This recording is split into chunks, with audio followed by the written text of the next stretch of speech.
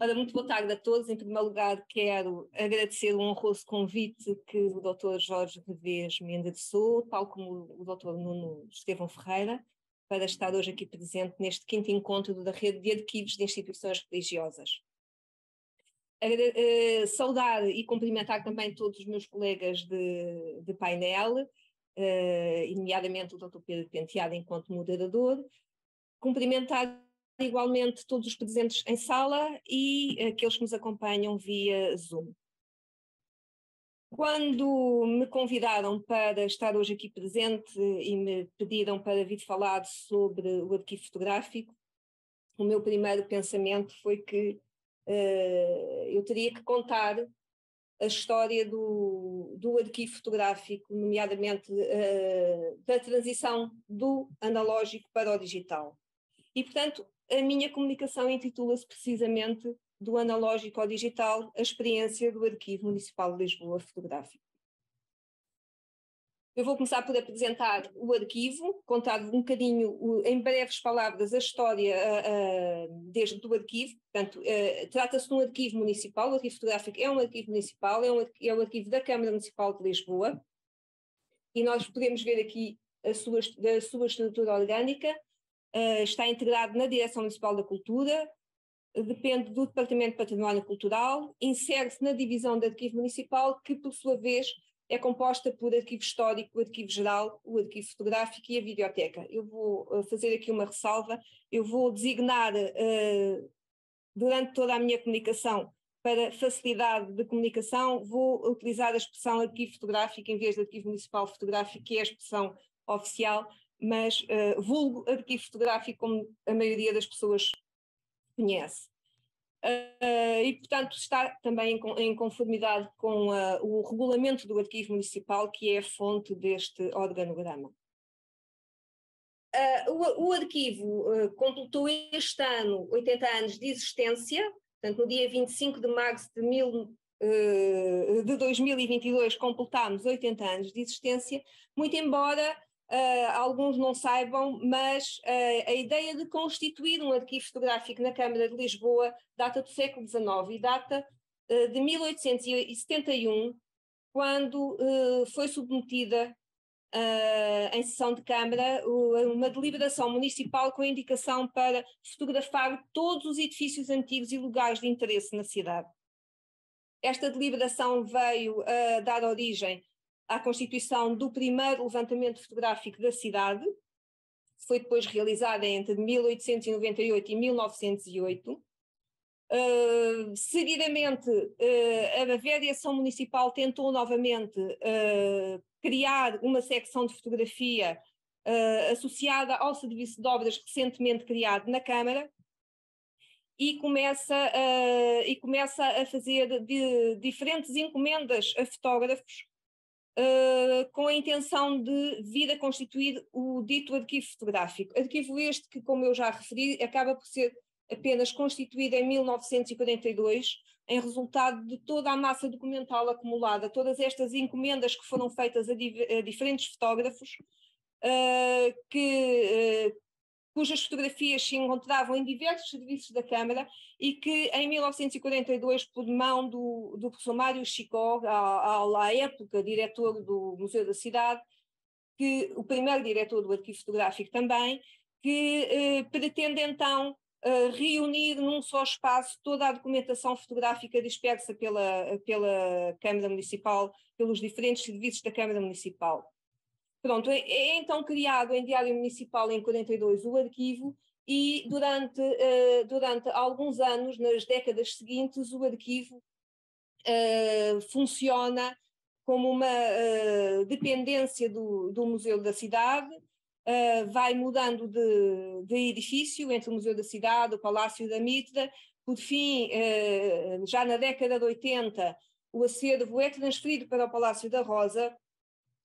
E, fruto destas mudanças sucessivas, o acervo acaba por apresentar grandes percas, bastantes deteriorações, e surge a ideia de, em face da situação calamitosa em que o acervo se encontrava, de se proceder à reformulação do arquivo. encerrando então o arquivo ao público em 1991 e é constituída uma equipa que tem como principal função desenhar a reestruturação global do arquivo. Ora, este projeto de facto o projeto que muda por completo o destino do arquivo, digamos assim, porque a partir deste momento, pensando na informatização do arquivo, na criação do Departamento de Conservação e nos laboratórios fotográficos, a vida de todo o acervo vai mudar. Estamos entre 1991 e 1993, este projeto vai sendo desenhado e em 1994 é finalmente transferido todo o acervo para o novo edifício na Rua da Palma. Vamos constituir, eu vou passar aqui estas datas porque vamos constituir já na Rua da Palma um conjunto de serviços que não existiam anteriormente e eu destaco aqui neste slide os depósitos que não existiam, o gabinete de restauro, os laboratórios de digitalização, a reprodução era feita em laboratórios comerciais na cidade de Lisboa e passamos a fazer tudo no mesmo edifício, tudo controlado pelos técnicos do arquivo. É também a partir deste momento que se cria a área de exposições, portanto o arquivo inclui 3 salas de exposição para exposições permanentes e a difusão do acervo passa também a ser feita através destas exposições. O serviço educativo é um serviço que existe neste momento, não foi criado na altura em 94, é criado mais tarde, já em 2000, eu incluí-o aqui porque é um serviço de facto muito importante, mas não data desta altura de 2024.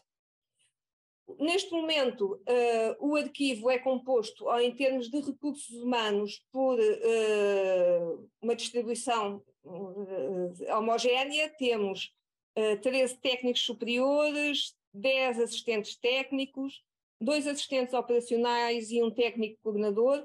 Cada um destes técnicos está integrado nos diferentes serviços. Em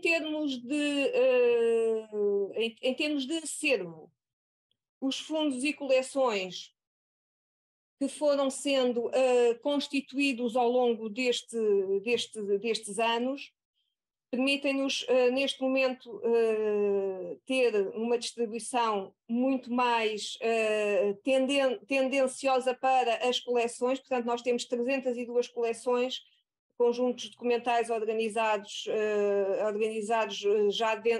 já por nós, 16 fundos correspondem a fundos pessoais de fotógrafos. Podem ver aqui neste slide alguns deles. É completamente impossível, era para mim impossível trazer aqui o quadro de classificação completo dos fundos, visto que a documentação dista de 1839 a 2022, mas o fundo antigo foi o primeiro fundo, o primeiro levantamento da cidade realizado entre 1891 e 1908. Há um conjunto também muito importante e muito interessante de provas originais. É uma coleção de vários processos fotográficos, composta por vários processos fotográficos do século XIX, entre 1848 e 1938.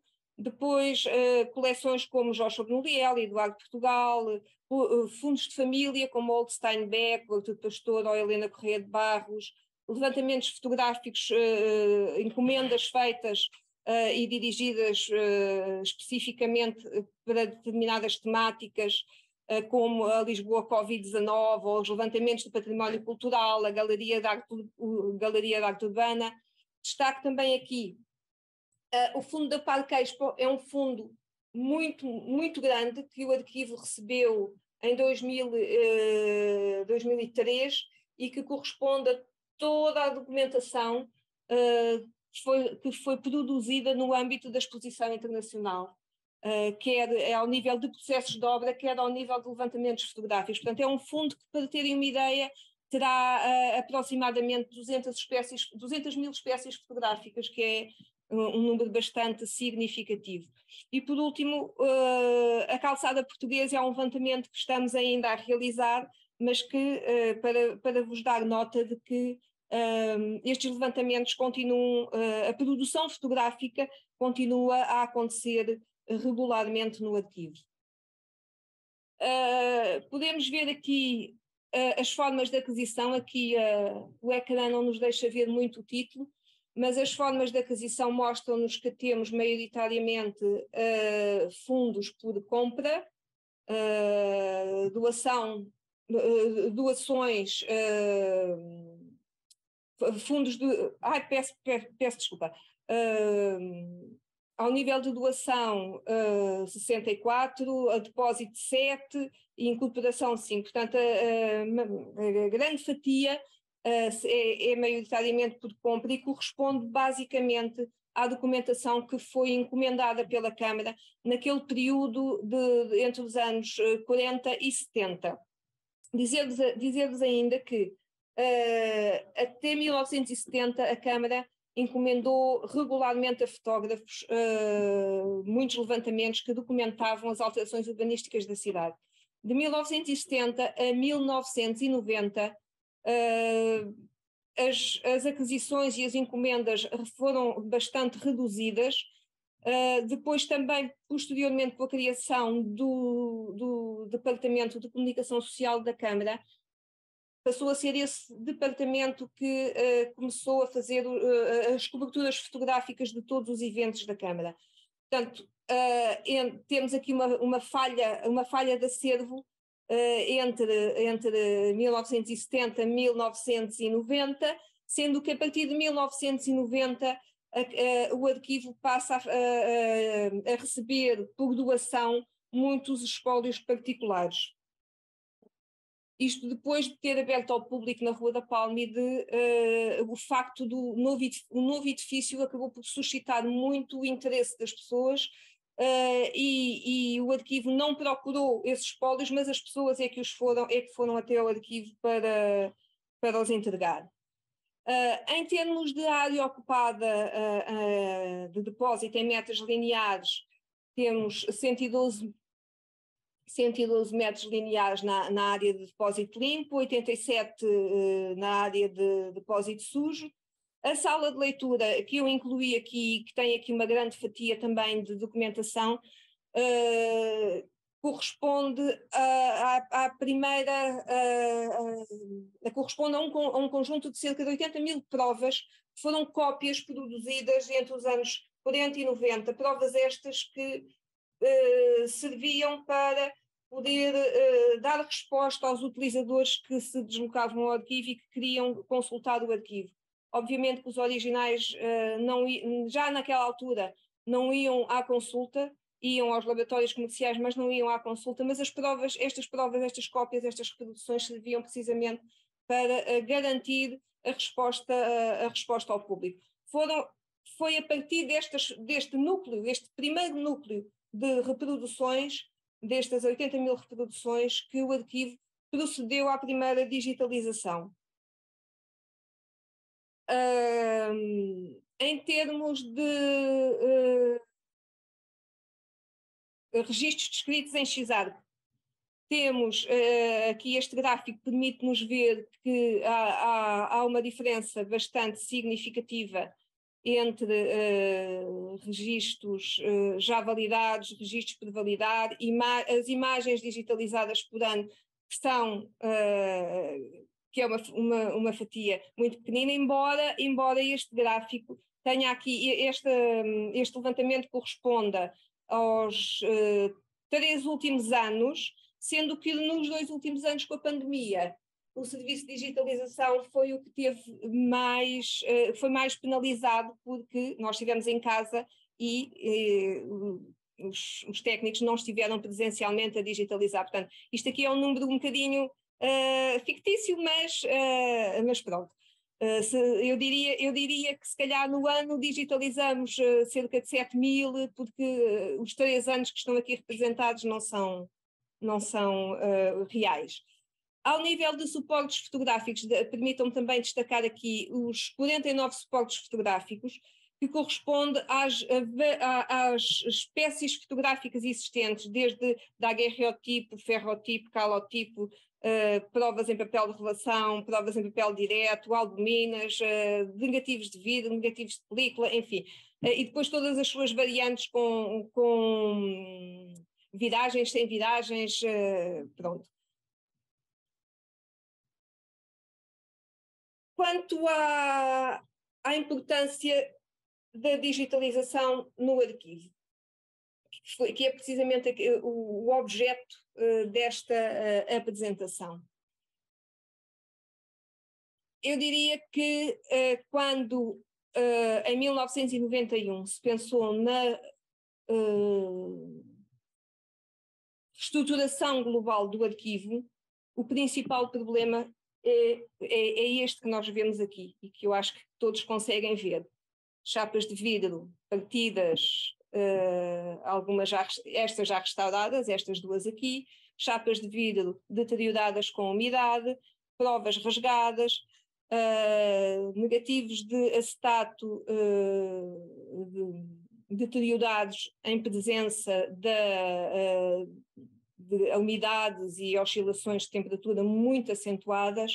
Portanto, a digitalização, quando em 1991 se optou por digitalizar o acervo, foi precisamente para combater e contrariar estas situações de degradação.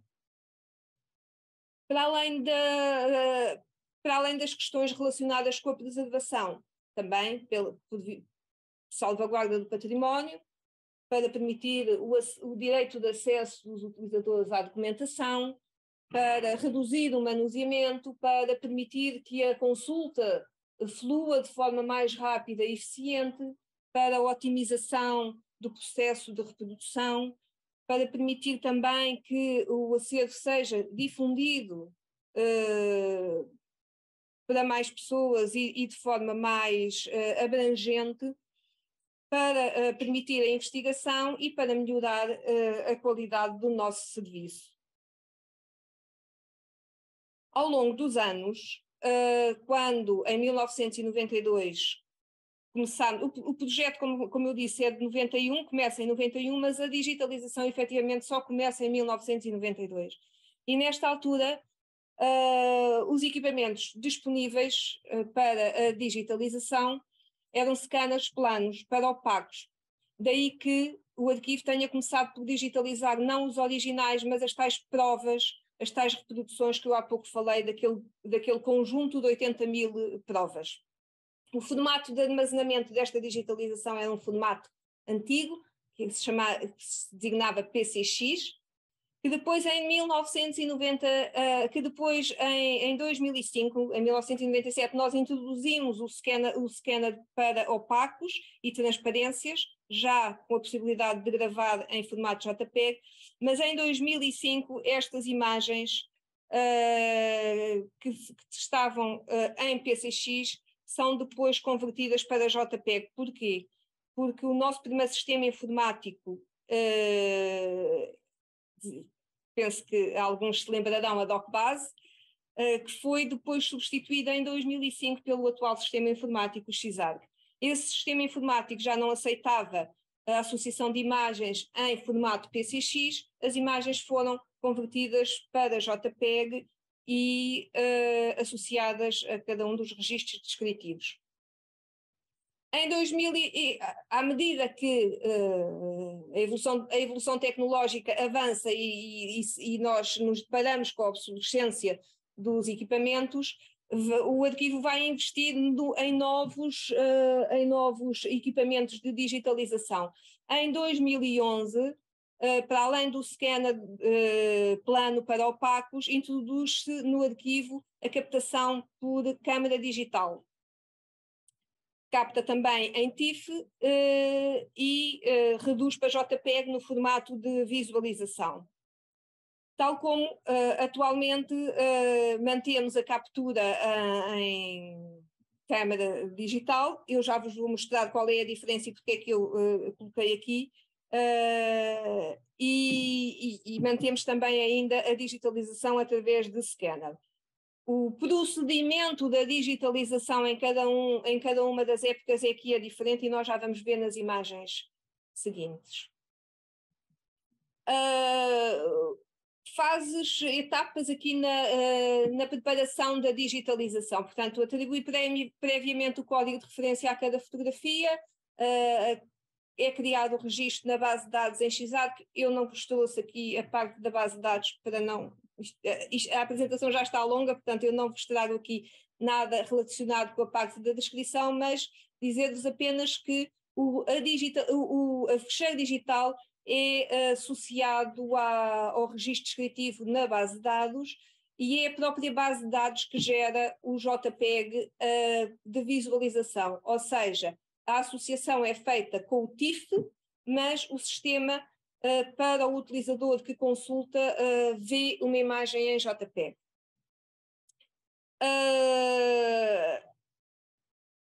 Avaliar o estado de conservação do original durante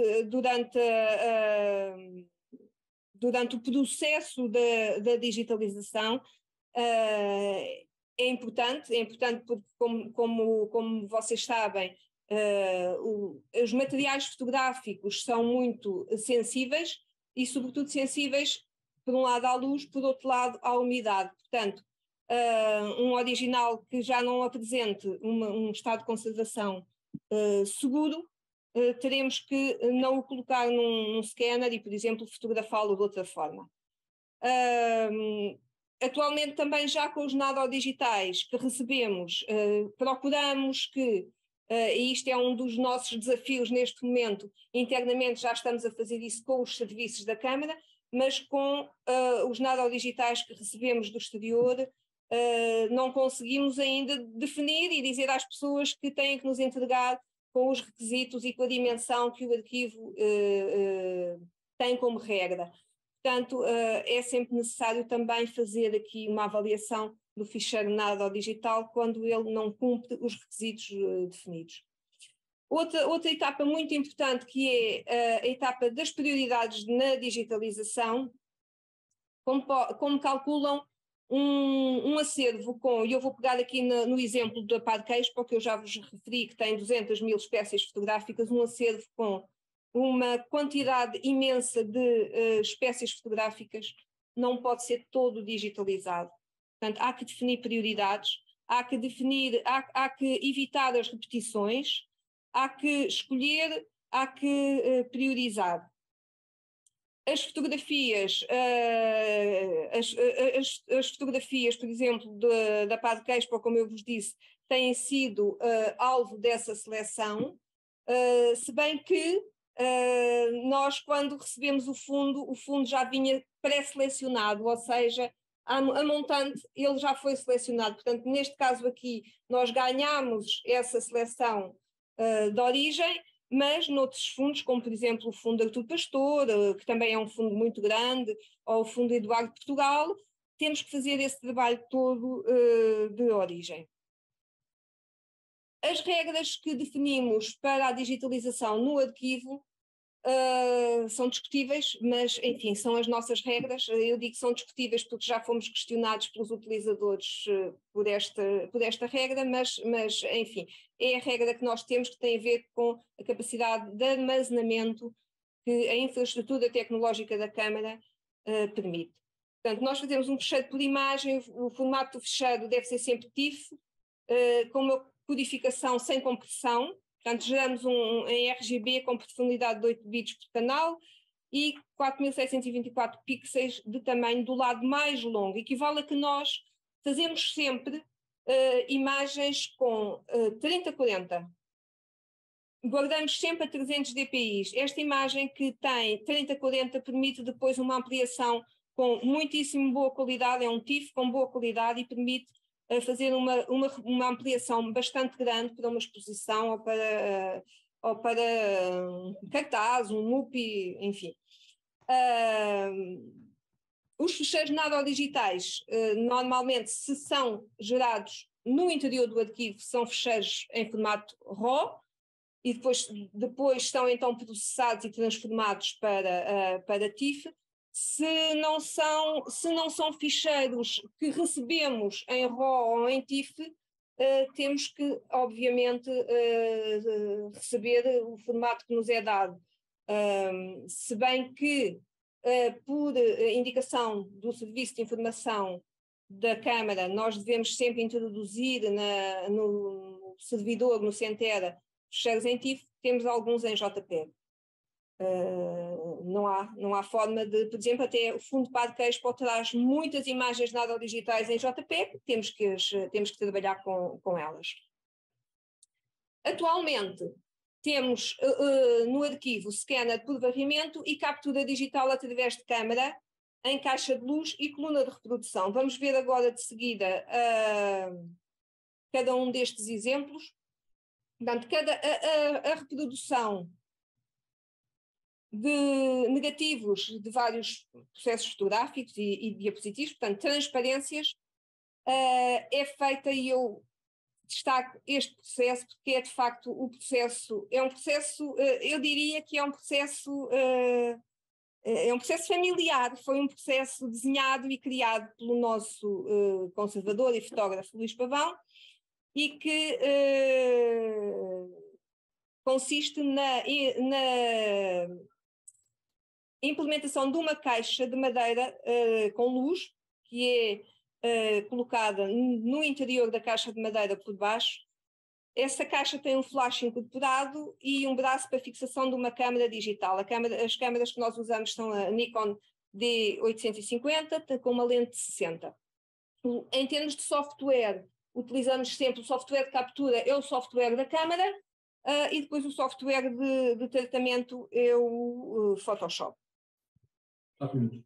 Eu tenho 4 minutos, eu vou passar este procedimento, convido-vos a visitar o arquivo e creio que poderia ter interesse, mas eu vou passar o procedimento e vou passar de imediato a mostrar-vos os exemplos. Portanto, isto é o negativo colocado na caixa de luz, a caixa está aqui, a caixa de madeira, a coluna, a máquina, e este sistema que é um sistema que vocês depois vão ver nos exemplos que eu vou mostrar a seguir,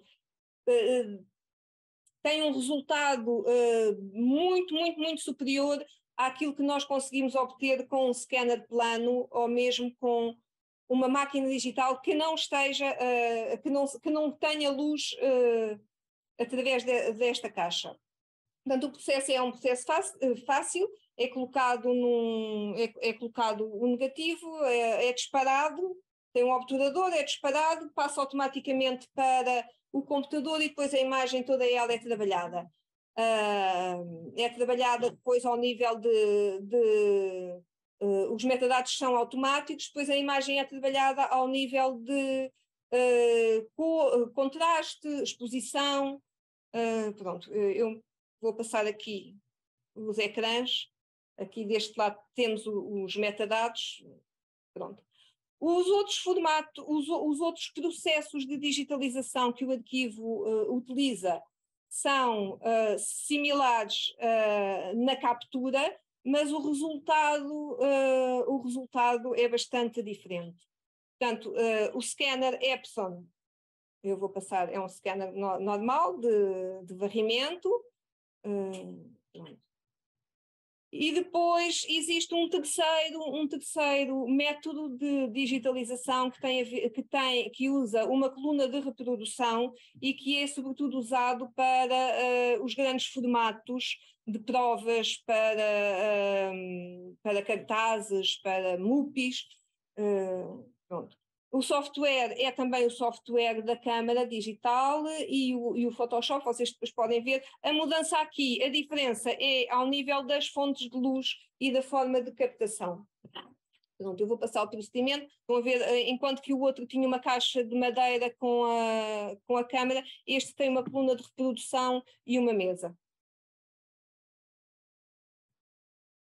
A fase seguinte, que é uma fase bastante importante na digitalização, é a fase do controle de qualidade, e que nesta fase nós conseguimos aferir é feita através do histograma, que existe no programa. Nós conseguimos aferir se a captura foi bem realizada e se a imagem precisa de algum retoque. O arquivo não faz melhorias ao nível da cosmética, passa a expressão, mas trabalha o contraste, as sombras e a luz. Basicamente, há uma folha que é uma folha de registro, onde se colocam todos estes parâmetros que são tidos em conta na digitalização e que é uma folha que qualquer um dos técnicos que está afeto à digitalização tem acesso e deve preencher, para que haja uma uniformidade e uma coerência no resultado final das imagens digitalizadas. E eu então agora estou quase a terminar e vou-vos mostrar então aqui alguns exemplos de imagens digitalizadas por métodos diferentes. Aqui à minha direita temos uma imagem digitalizada com a